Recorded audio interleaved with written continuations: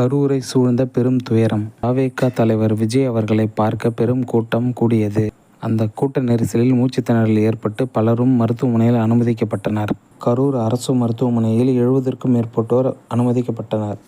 இந்திய நாட்டின் குடியரசுத் தலைவர் இந்த செய்தியை கேட்டதும் மனவேதனை அடைந்தார். மேலும் இந்த இறப்புச் செய்தியை கேட்ட அனைத்து கட்சி அரசியல் தலைவர்களும் மனவேதனை அடைந்தனர். மாவட்ட மருத்துவமனையில் இருந்து வந்த தகவலின்படி முதலில் 10 பேர் மட்டுமே உயிரிழந்தனர் என்று கூறினார்கள். நேரம் ஆக ஆக பலி எண்ணிக்கை அதிகமானது. தற்போதைய நிலவரப்படி 33 பேர் மரணம் அடைந்தனர் என்று தகவல் வந்துள்ளது. கரூர் மாவட்டமே கண்ணீர் கடலில் தத்தளிக்கிறது. திருச்சி விமான நிலையத்தில் இருந்து தளபதி விஜய் அவர்கள் சென்னை திரும்பிய போது செய்தியாளர் சந்திப்பில் எதுவும் பேசவில்லை. பின்னர் சென்னை வந்த விஜய் அவர்கள் ட்விட்டர் மூலம் கரூரில் நடந்த இந்த சம்பவத்தை நினைத்து மனம் உடைந்தேன். தற்போது சிகிச்சையில் உள்ளவர்களை நினைத்து பிரார்த்திக்கிறேன் இறைவனிடம் என்று பதிவை வெளியிட்டார். தமிழக முதலமைச்சர் கூட்டத்தில் இறந்த ஒரு நபருக்கும் 10 லட்சம் நிவாரணம் அறிவித்தார். இறந்தவர்களின் பட்டியலில் 6 குழந்தைகள். தமிழக முதலமைச்சர் கரூர் விரைந்தார். இனி வரும் காலங்களில் விஜயின் அரசியல் கனவு என்ன ஆகுமோ?